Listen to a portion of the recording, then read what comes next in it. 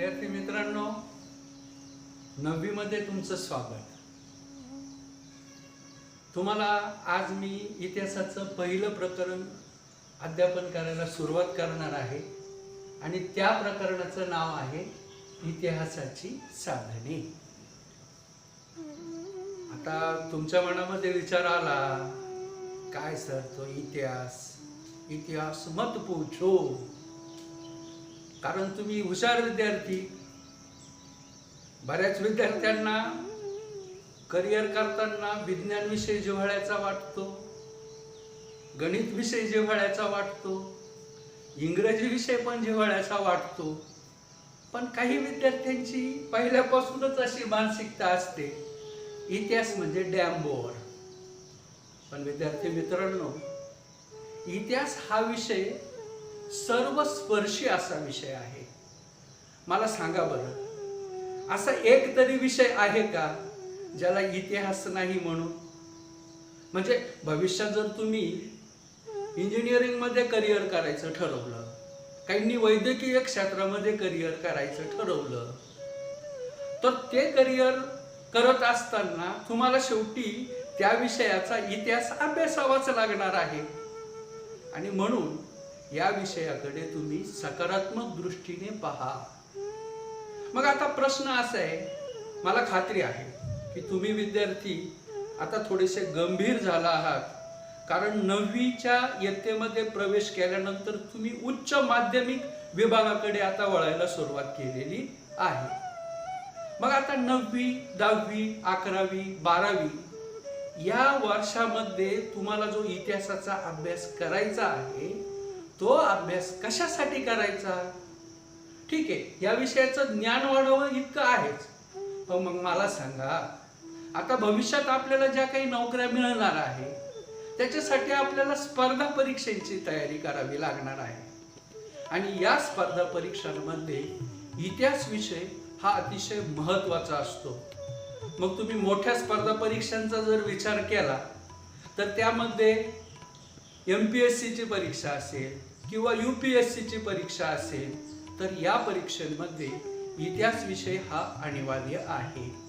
म्हणून आता सकारात्मक दृष्टीने आपल्याला या विषयाकडे बघायचं आहे. चला मग आपण पहिल्या प्रकरणाला सुरुवात करूया, इतिहासाची साधने. आतापर्यंत कधी विचार केला नाही, पण इतिहास म्हणजे नेमकं काय? खरं म्हणजे मागच्या वर्षीच आपण इतिहासाची व्याख्या पण अभ्यासली, मागच्या वर्षी आपण इतिहासाची साधनं पण अभ्यासली. पण आता आपल्याला त्याचा बारकाव्याने अभ्यास करायचा आहे. इतिहासाच्या अनेक इतिहासकारांनी व्याख्या केल्या, त्यातून आपल्याला काही शोधता येते का बघूया. यातले पहिले एक इतिहासकार आहे E.H. कार. त्यांच्या मते इतिहास म्हणजे काय, तर भूतकाळ व वर्तमान काळ यातील न संपणारा संवाद म्हणजे इतिहास. भूतकाळ व वर्तमान काळ यांच्यातील न संपणारा संवाद म्हणजे इतिहास. टॉयनबी नावाच्या इतिहासकाराने सुद्धा इतिहासाची एक व्याख्या दिलेली आहे. ही व्याख्या बघा, सर्व संस्कृतींचा अभ्यास म्हणजे इतिहास. आता तुमच्या डोक्यात परत प्रश्न आला असेल, सर संस्कृतींचा इतिहास म्हणजे नेमकं कसं? जसं आता बघा, प्राचीन संस्कृतींमध्ये भारतीय संस्कृती आहे. भारतीय संस्कृतीचा अभ्यास करताना जसं हडप्पा, मोहेंजोदडो, वैदिक संस्कृती, तिचा आपण अभ्यास करतो. तशीच चीनी संस्कृती सुद्धा आहे, इजिप्शियन संस्कृती सुद्धा आहे, ग्रीस संस्कृती सुद्धा आहे, पर्शियन संस्कृती सुद्धा आहे. म्हणून टॉयनबींच्या मते सर्व संस्कृतीचा अभ्यास म्हणजे इतिहास. आता संस्कृतीमध्ये सर्व घटक येतात, ही गोष्ट लक्षात घ्या. आणि त्या दृष्टिकोनातून भूतकाळामध्ये ज्या संस्कृती, जगातल्या प्राचीन संस्कृती होऊन गेल्या, त्यांचा इतिहास म्हणजे त्यांचा अभ्यास म्हणजे इतिहास होय. हॅपार्ड यांनी इतिहासाची व्याख्या करताना छान विवेचन केलेले आहे. अनुभवाचा नंदादीप म्हणजे इतिहास. अनुभवांचा नंदादीप. आता अनुभव कसा असतो? अनुभव भूतकाळातला असतो. आणि त्यांनी पुढे असंही म्हटलेलं आहे, इतिहास म्हणजे मानव जातीच्या जीवन प्रवाहाचा अभ्यास. आता मानव जातीचा जीवन प्रवाह कसा असतो, तो सर्व क्षेत्रांशी संबंधित असतो. म्हणून मानव जातीच्या जीवन प्रवाहाचा अभ्यास म्हणजे इतिहास, अशी हॅपॉल यांनी केलेली व्याख्या आहे. एक ढोबळ मानानं काय म्हणता येईल इतिहासाच्या व्याख्येच्या संदर्भात आपल्याला, जे मागच्या वर्षी बघा तुम्ही ती व्याख्या पाठ केलेली आहे की भूतकाळातील घटनांचा सुसंगतपणे केलेला अभ्यास किंवा भूतकाळातील घटनांची सुसंगतपणे केलेली मांडणी म्हणजे इतिहास होय. मग आता भूतकाळातील घटना, मग त्या भूतकाळातील घटना वेगवेगळ्या क्षेत्रांशी संबंधित असतील. उदाहरणार्थ सामाजिक क्षेत्र आहे, आर्थिक क्षेत्र आहे, राजकीय क्षेत्र आहे, धार्मिक क्षेत्र आहे, सांस्कृतिक क्षेत्र आहे. या दृष्टिकोनातून विचार करा. म्हणून इतिहासाच्या ह्या वेगवेगळ्या व्याख्या पहिल्यांदा समजून घ्या. नंतर मग प्रश्न असा होतो की इतिहासाचे कालखंड कोणते. मुख्य 2 कालखंड आहे, 2 कालखंड. मग त्यातला पहिला कालखंड कोणता, प्रागैतिहासिक कालखंड आणि दुसरा ऐतिहासिक कालखंड. प्रागैतिहासिक कालखंड म्हणजे काय, ज्या कालखंडात मानवाला लेखन कला माहीत नव्हती, म्हणजेच अवगत नव्हती, तो कालखंड म्हणजे प्रागैतिहासिक कालखंड. आता या कालखंडात मानवानं जी काही दगडी हत्यारं अवजारं बनवली, त्या दगडी हत्यारं अवजारं याचाच उपयोग आपल्या दैनंदिन जीवनामध्ये केलेला त्याने दिसून येतो. म्हणून त्याला प्रागैतिहासिक कालखंड म्हणतात. आणि मग दुसरा कालखंड ऐतिहासिक कालखंड, ज्याचे 3 प्रकार आहे. एक आहे प्राचीन कालखंड, दुसरा आहे मध्ययुगीन कालखंड आणि तिसरा आहे आधुनिक कालखंड. आता आपण सध्या कोणत्या कालखंडात आहोत, आधुनिक कालखंडात. मागच्या वर्षी बघा 8वीला इतिहासाची साधनं शिकवताना प्राचीन आणि मध्ययुगीन इतिहासाची साधनं तुम्ही शिकलेले आहात. म्हणून इतिहासाच्या कालखंडामध्ये आपल्याला आता जो विचार करायचा आहे तो आधुनिक कालखंडाचा. विद्यार्थी मित्रांनो, आता आपण जे इतिहासाच्या साधनांचं हे जे प्रकरण अभ्यासणार आहोत, या प्रकरण अभ्यासण्यापूर्वी एक महत्त्वाची सूचना लक्षात घ्या. या वर्षभरात आपल्याला 10 प्रकरणांचा अभ्यास करायचा आहे. मग 9वीचा जो पूर्ण इतिहास आहे तो स्वातंत्र्योत्तर भारत इसवी सन 1961 ते इसवी सन 2000 पर्यंतचा कालखंड या ठिकाणी लक्षात घ्यायचा आहे. म्हणजे आपण या वर्षात जी 10 प्रकरणं अभ्यासणार आहोत ती पूर्ण प्रकरणं या 61 ते 2000च्या कालखंडातली अभ्यासणार आहोत. आणि या दृष्टिकोनातून आपण या पहिल्या प्रकरणाचा अभ्यास करत आहोत. मग आता परत प्रश्न येतो की आपल्याला जर इतिहास लेखन करावयाचं असेल तर त्यासाठी काय आवश्यक आहे. तर आपल्याला इतिहास लेखनासाठी सर्वात महत्वाची गोष्ट म्हणजे इतिहासाची साधनं महत्वाची असतात. इतिहास लेखन करण्यासाठी इतिहासाची साधनं महत्वाची असतात. मग परत प्रश्न येईल, सर इतिहासाची साधनं म्हणजे काय. समोर व्याख्या दिलेली बघा, कोणत्याही देशाच्या इतिहास लेखनास प्रत्यक्ष रीतीने उपयोगी पडणाऱ्या साधनांना इतिहासाची साधनं असे म्हणतात. कोणत्याही देशाच्या इतिहास लेखनास प्रत्यक्ष रीतीनं उपयोगी पडणाऱ्या साधनांना इतिहासाची साधने असं म्हणतात. मग आता आपल्याला कोणता इतिहास अभ्यासायचा आहे, स्वातंत्र्योत्तर भारताचा इतिहास अभ्यासायचा आहे 1961 ते 2000 या कालखंडाचा. म्हणून आपल्याला या कालखंडातली इतिहासाची साधनं अभ्यासावयाची आहे. मग आता सर्वात महत्वाची गोष्ट, इतिहासाची साधनं त्याचे मुख्य प्रकार किती. 2 प्रकारात खरं म्हणजे वर्गीकरण करता येतं, लिखित साधने आणि अलिखित साधने. परंतु आधुनिक काळातल्या इतिहासाची जी साधनं आहे ती ही 4 आहे. आता हे संकल्पचित्र तुमच्या डोळ्यासमोर काढलेले आहे. तुम्हाला कृतीपत्रिकेमध्ये ही साधनं अशाच पद्धतीनं लिहिता आली पाहिजे, जसा आकार असेल तसा. मग आधुनिक काळातील इतिहासाची साधनं कोणती? छानपैकी मेंदूमध्ये साठवा. पहिलं साधन आहे लिखित साधने, दुसरं भौतिक साधने, तिसरं मौखिक साधने आणि चौथं आहे दृक साधन, श्रव्य साधन आणि दृक श्राव्य साधन. यांचा आपण पुढे सविस्तर विचार करणार आहोतच. सध्या काय लक्षात घ्या, इतिहासाच्या साधना, आधुनिक काळातल्या इतिहासाची जी साधनं आहेत त्या साधनांचे मुख्य 4 प्रकार आहेत. लिखित साधन, भौतिक साधन, मौखिक साधन आणि दृक श्राव्य साधने. ही इतिहासाची एकूण 4 साधनं आहेत. ही गोष्ट लक्षात घ्या.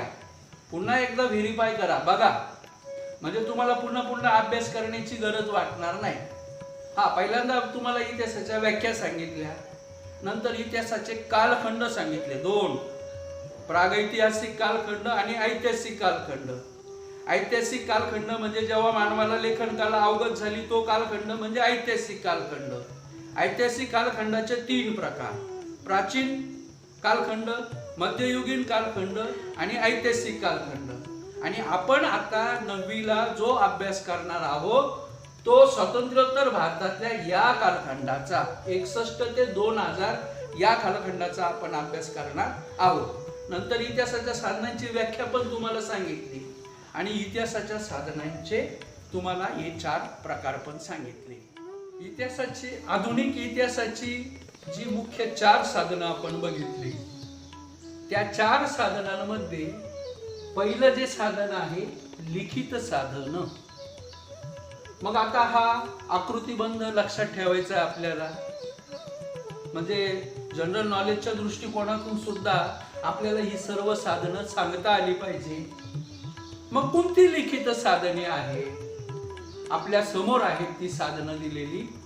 पहिलं आहे वृत्तपत्र, वृत्तपत्रे, नियतकालिके, रोजनिशी ज्याला दैनंदिनी आपण म्हणतो, नंतर विविध प्रकारचे ग्रंथ, विविध पत्र व्यवहार, जसं छत्रपती शिवाजी महाराजांचा पत्र व्यवहार असेल किंवा मुघलांच्या काळामध्ये राजे महाराजे यांचा चालणारा पत्र व्यवहार असेल. अगदी अलीकडच्या कालखंडात सुद्धा जे सरकारी पत्र व्यवहार असतात त्यांचा सुद्धा समावेश या लिखित साधनांमध्ये होतो. नंतर अभिलेखागारातील कागदपत्रे, सरकारी गॅझेट, टपाल तिकिटे आणि कोश वाङ्मय. आता कोश वाङ्मयामध्ये कशाचा समावेश होतो?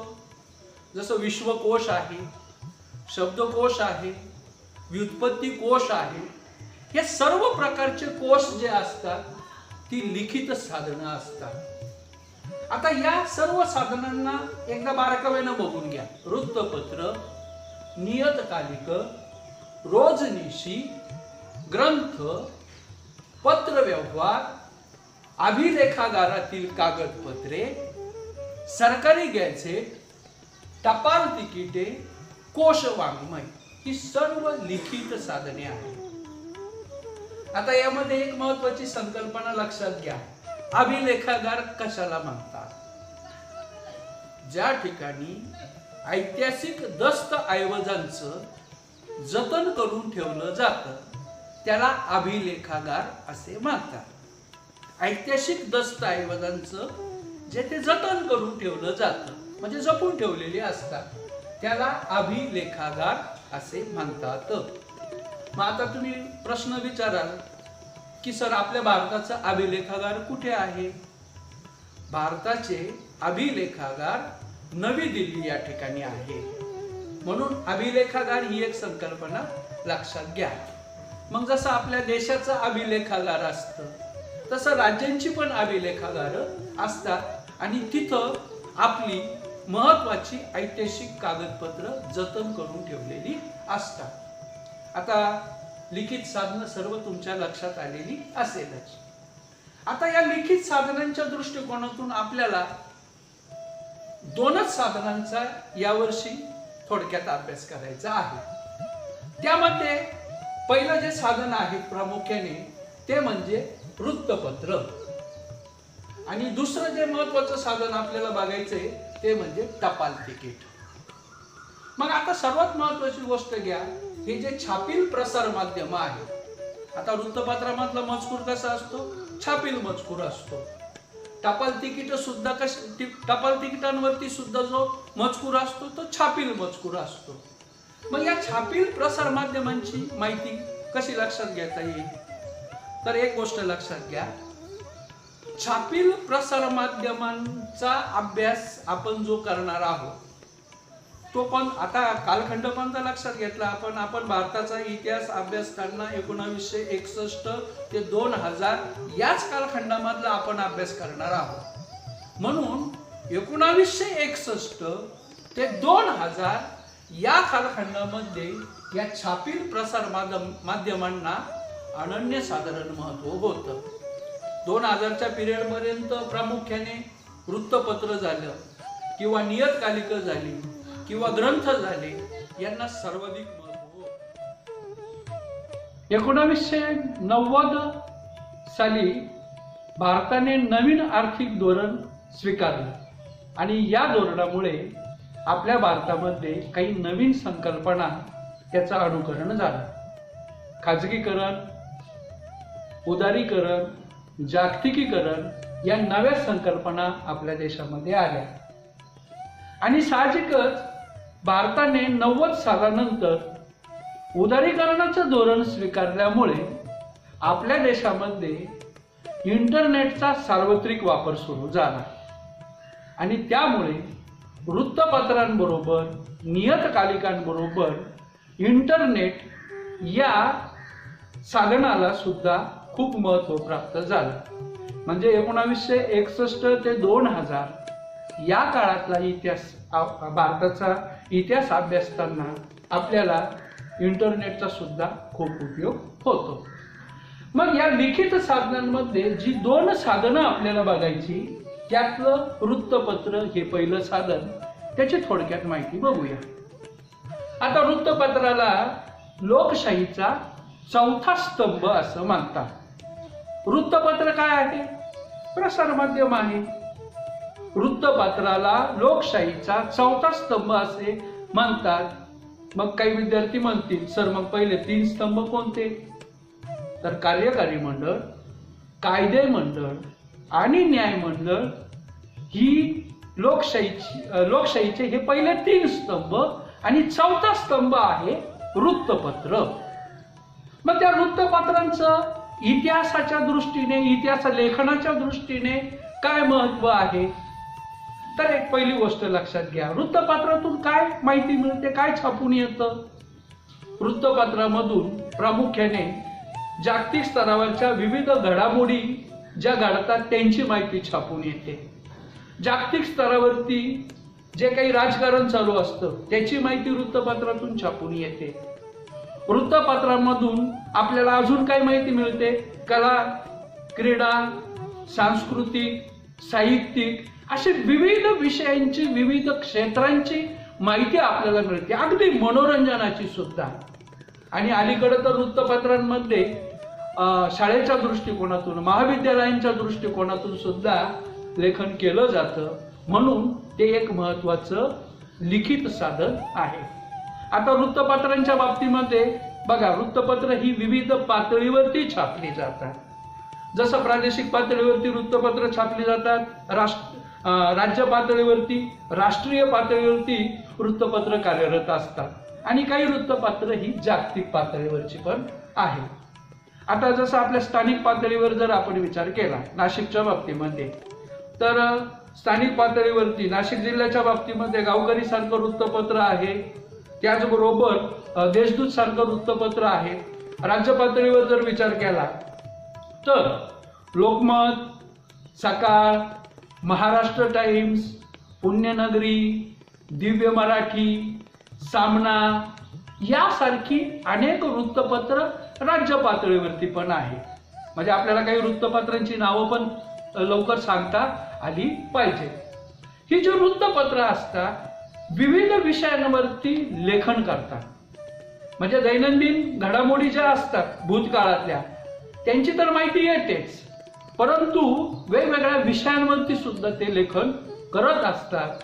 आणि विशेष म्हणजे वर्षाच्या शेवट बरीचशी वृत्तपत्र त्या वर्षभरातील महत्वाच्या घडामोडींची माहिती डिसेंबर महिन्यामध्ये शक्यतो देत असतात. म्हणून वृत्तपत्र हे इतिहास लेखनासाठी आपणास खूप उपयुक्त पडत असते आणि त्या दृष्टिकोनातून वृत्तपत्र हे लिखित साधन महत्वाचं आहे. मग आता प्रश्न असा येतो की ही जी वृत्तपत्र असतात आपल्या देशामध्ये जी वृत्तपत्र आहे आपण त्यांचाच विचार करूया, कारण आपण स्वतंत्र भारताचाच फक्त इतिहास अभ्यासत आहोत. मग हे देशामध्ये जी हजारो वृत्तपत्र आहेत त्या वृत्तपत्रांना बातम्या पुरवण्याचं काम कोण करतं? काही मुलं म्हणतील सर मग ते वार्ताहर वगैरे असतात ना ते पुरवतात, परंतु देशभरातल्या बातम्या पुरवण्याचं काम करणाऱ्या काही भारतामध्ये महत्वपूर्ण संस्था आहेत. मग त्यातल्या इथे काही 2 संस्थांची नावं दिलेली आहेत मी. म्हणजे तुम्हाला असा जर प्रश्न विचारला की देशभरातल्या वृत्तपत्रांना माहिती देण्याचं काम करणारी वृत्तपत्र कोणती, करणाऱ्या संस्था कोणत्या, त्यामध्ये पहिली संस्था आहे PTI. आता हे संक्षिप्त रूप आहे, ते पूर्ण लिहिता आलं पाहिजे. PTI. दुसरी आहे UNI. त्याचबरोबर समाचार भारती आणि हिंदुस्तान समाचार अशा 4 महत्वाच्या संस्था आपल्या देशात आहेत. PTI, त्याच्यानंतर UNI, हिंदुस्तान समाचार आणि समाचार भारती या भारतातल्या वृत्तपत्रांना बातमी पुरवणाऱ्या महत्वाच्या संस्था आहेत. आता त्यातल्या काही संस्थांची माहिती आपल्याला बघायची. त्यातली पहिली संस्था PTI. तिचं पूर्ण रूप काय आहे? Press trust of India. PTI म्हणजे प्रेस ट्रस्ट ऑफ इंडिया. या संस्थेची स्थापना 27 ऑगस्ट 1947 रोजी झाली. म्हणजे थोडक्यात काय, भारताला स्वातंत्र्य मिळाल्यानंतर 12 दिवसांनी या संस्थेची स्थापना झाली. आणि या संस्थेचं मुख्यालय जे आहे ते नवी दिल्ली येथे आहे. गाळलेली जागा व्यवस्थित भरता आली पाहिजे. PTIचं मुख्यालय कुठे आहे? नवी दिल्ली या ठिकाणी आहे. मग आपल्या भारतामध्ये जी वृत्तपत्र आहेत त्या वृत्तपत्रांना बातम्या पुरवण्याचं काम कोण करते? तर ती प्रेस ट्रस्ट ऑफ इंडिया करते. आता तुम्ही म्हणाल ती केव्हापासून करते? तर 1953 पासून भारतातल्या प्रमुख वृत्तपत्रांना माहिती पुरवण्याचं काम ही PTI करते, म्हणजे प्रेस ट्रस्ट ऑफ इंडिया करते. मग आता या PTI मधून प्रामुख्याने सर्व प्रकारचे जे क्षेत्र आहे त्या क्षेत्रांशी संबंधित असणाऱ्या बातम्या, सामाजिक, राजकीय, सांस्कृतिक, वैज्ञानिक या सर्व प्रकारच्या बातम्या पुरवण्याचं काम प्रेस ट्रस्ट ऑफ इंडिया करते. दुसरी एक महत्वपूर्ण संस्था आहे ती म्हणजे युनायटेड न्यूज ऑफ इंडिया. म्हणजे हिला UNI असं म्हटलेलं आहे. आपल्या पुस्तकामध्ये प्रामुख्याने UNIचा उल्लेख दिसत नाही, परंतु ही एक महत्वपूर्ण संस्था आहे. युनायटेड न्यूज ऑफ इंडिया या संस्थेची स्थापना सुद्धा 19 डिसेंबर 1960 रोजी झाली आणि तिचं मुख्यालय आहे नवी दिल्ली या ठिकाणी. विद्यार्थी मित्रांनो, छापील प्रसार माध्यमांच्या दृष्टिकोनातून PTIचं काम हे वृत्तपत्रांना माहिती पुरवण्याचं आहे. म्हणून इतिहास लेखनामध्ये आपल्याला या दोन्ही संस्थांचं योगदान महत्वपूर्ण आहे. आता यामध्ये इतिहास लेखनाच्या दृष्टिकोनातून भारत सरकारच्या माहिती आणि प्रसारण खात्यानं हा वार्षिक संदर्भ ग्रंथ तयार केला, ज्याचं नाव आहे इंडिया 2000. हा संदर्भ ग्रंथ आहे. भारताच्या माहिती आणि प्रसारण खात्यानं हा संदर्भ ग्रंथ प्रसिद्ध केलेला आहे आणि या संदर्भ ग्रंथामध्ये 1961 ते 2000 या कालखंडातील विविध क्षेत्रांसंबंधीची माहिती आपल्याला घेता येते. आपल्या पाठ्यपुस्तकामध्ये कोणकोणते क्षेत्र आहे, अगदी सर्व प्रकारचे क्षेत्र आहे, ज्यामध्ये प्रामुख्याने भूमी, लोक, राष्ट्रीय प्रतीके, त्याचबरोबर राजकीय व्यवस्था, संरक्षण, शिक्षण, सांस्कृतिक घटना, विज्ञान आणि तंत्रज्ञानातील घडामोडी, पर्यावरण, आरोग्य व कुटुंब कल्याण, समाज कल्याण, प्रसार माध्यमे, मूलभूत आर्थिक माहिती, अर्थपुरवठा, नियोजन, कृषी, जलसंधारण, ग्रामीण विकास, अन्न आणि नागरी पुरवठा, ऊर्जा, उद्योग, व्यापार, वाहतूक, संदेशवहन, श्रम, गृह योजना, न्याय व विधी, युवा व क्रीडा विभाग या सर्व क्षेत्रांचा आढावा या इंडिया 2000 या वार्षिक संदर्भ ग्रंथामध्ये घेतला आहे आणि त्याची वेबसाईट पण आपल्याला दिलेली आहे. म्हणून इतिहास लेखनासाठी, इतिहासाच्या अभ्यासासाठी इंडिया 2000 हा वार्षिक संदर्भ ग्रंथ महत्वाचा आहे. त्यानंतर आता वृत्तपत्रानंतर दुसरं महत्वाचं साधन, लिखित साधन बघणार आहोत, ते म्हणजे टपाल तिकिटे. आता टपाल तिकीट काही बोलत जरी नसली तरी पण इतिहासकार या टपाल तिकिटांना बोलकं करण्याचा प्रयत्न करतो. आता विचार करा बरं, 1961 पासून 2000 या कालावधीमध्ये भारतात जी विविध टपाल तिकीट छापली गेली, त्या टपाल तिकिटांमुळे आपल्याला भारताचा इतिहास हा प्रामुख्याने अनुभवता येतो. मग आता टपाल तिकिटांच्या बाबतीमध्ये विचार करा की भारत स्वतंत्र झाल्यापासून आतापर्यंत टपाल तिकीट अनेक प्रकारची छापली गेली. त्या टपाल तिकिटांच्या रचनेमध्ये विविधता आहे, रंगसंगतीमध्ये विविधता आहे आणि या टपाल तिकिटांमध्ये कोणती टपाल तिकीट निघतात? मग टपाल तिकीट ही प्रामुख्याने राजकीय नेत्यांची सुद्धा टपाल तिकीट असतात, पशुपक्ष्यांची सुद्धा टपाल तिकीट असतात, काही महत्वपूर्ण ऐतिहासिक घडामोडी किंवा सांस्कृतिक घडामोडी असतात किंवा देशातल्या काही महत्वपूर्ण घटना असतात, त्यांची सुद्धा टपाल तिकीट असतात आणि मग या टपाल तिकिटांमुळे इतिहासकार प्रामुख्याने त्या काळातला इतिहास सांगू शकतो. म्हणून टपाल तिकीट ही महत्वपूर्ण अशी लिखित साधनं आहेत. आता टपाल खातं हा एक स्वतंत्र विषय आहे, पुढच्या वर्षी आपल्याला त्याचा विचार करायचाच आहे. पण मला मिळालेली जी माहिती आहे त्या माहितीमध्ये भारतामध्ये जी टपाल सेवा आहे त्या टपाल सेवेचे 1,55,333 इतकी टपाल कार्यालये आहेत. म्हणजे विचार करा, जगातला सर्वात मोठा लोकशाही प्रधान असणारा आपला भारत देश आहे, त्याची टपाल सेवा किती मोठी आहे. अर्थात टपाल सेवेचा अभ्यास आपण हा स्वतंत्र पुढच्या वर्षी करणार आहोत. या टपाल तिकिटांमध्ये आपल्या भारताच्या दृष्टिकोनातून या व्यक्तीची माहिती आपल्याला बघायची आहे. अतिशय महत्वपूर्ण अशी व्यक्ती आहे, ज्या व्यक्तीचं नाव आहे जाल कूपर. कपूर नाही हा, कूपर, जाल कूपर. हे आपल्या भारतातले महत्वपूर्ण असे टपाल तिकिटांचा अभ्यास करणारे व्यक्तिमत्व आहे. जिथं मी पुढे लिहिलेलं आहे, टपाल तिकीट विषयातले जगातील जागतिक पातळीवरचे अभ्यासक जाल कूपर.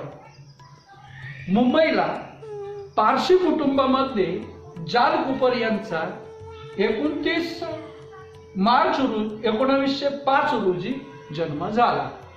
त्यांना बालपणापासूनच टपालांच्या तिकिटांचा संग्रह करण्याची आवड निर्माण झाली आणि मग या जाल कूपर यांनी प्रामुख्याने जी विविध टपाल तिकीट मिळवली आणि त्यातून मग त्या टपाल तिकिटांच्या छंदातून त्यांनी त्याला शास्त्रीय स्वरूप देण्याचा प्रयत्न केला. लक्षात घ्या विद्यार्थी मित्रांनो, जार्ल कूपर हे आपल्या भारतातील पहिल्या टपाल तिकीट संग्राहक ब्युरोचे संस्थापक आहे. छंदामधून त्यांनी या टपाल तिकिटांच्या अभ्यासाला सुरुवात केली. अनेक टपाल तिकीटं त्यांनी संग्रहित केली आणि या टपाल तिकिटांचं आपलं ज्ञान त्यांनी जागतिक पातळीवरती पोहोचवण्याचा प्रयत्न केला.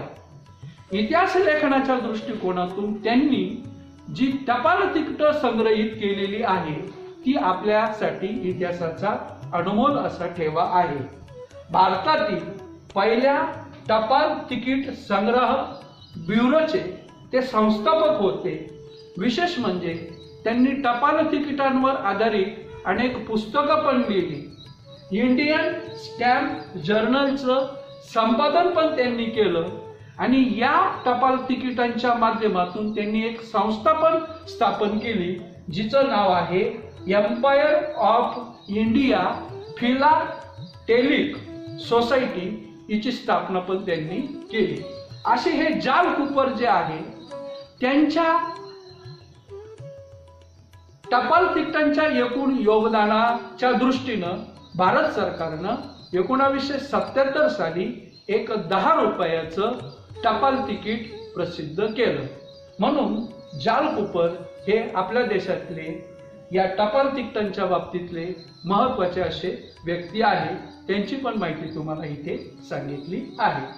विद्यार्थी मित्रांनो, लक्षात घ्या, आपण लिखित साधनांमध्ये फक्त 2च साधनांचा थोडक्यात आढावा घेतलेला आहे. लिखित साधनांमध्ये फक्त वृत्तपत्र आणि टपाल तिकीट या 2च साधनांचा इथे आपण विचार केलेला आहे. त्या दृष्टिकोनातून ही माहिती लक्षात घ्या. मग आता मी पुन्हा सांगतोय, PTI म्हणजे press trust of India, UNI म्हणजे युनायटेड न्यूज ऑफ इंडिया. या भारतातल्या वृत्तपत्रांना माहिती पुरवण्याचं काम करणाऱ्या महत्त्वपूर्ण संस्था आहे. आणि दुसरी महत्त्वाची गोष्ट, 1961 ते 2000 या काळातला जर आपल्याला इतिहास अभ्यासायचा असेल तर इंडिया 2000 हा जो वार्षिक संदर्भ ग्रंथ आहे तो आपल्या भारतीय माहिती आणि प्रसारण खात्याने प्रसिद्ध केलेला आहे. विद्यार्थी मित्रांनो, ही माहिती मी तुम्हाला सविस्तर सांगतोय. तुम्हाला यामध्ये असणारी उदाहरणार्थ बघा, वृत्तपत्र असतील किंवा टपाल तिकीट ही जर प्रत्यक्ष तुम्हाला बघावायची असेल तर महाराष्ट्र राज्याचं पाठ्यपुस्तक निर्मिती मंडळाचं जे दीक्षा ॲप आहे त्या ॲपमध्ये हे जे प्रकरण तुम्ही जेव्हा बघाल तर त्यामध्ये तुम्हाला विविध टपाल तिकीटं पण बघावयास मिळतील. जार्ल कूपर यांचं पण टपाल तिकीट तुम्हाला बघावयास मिळेल आणि बाकीचे इतर साधनं सुद्धा बघावयास मिळतील. या दृष्टिकोनातून या 2 लिखित साधनांचा आपण या ठिकाणी विचार केलेला आहे.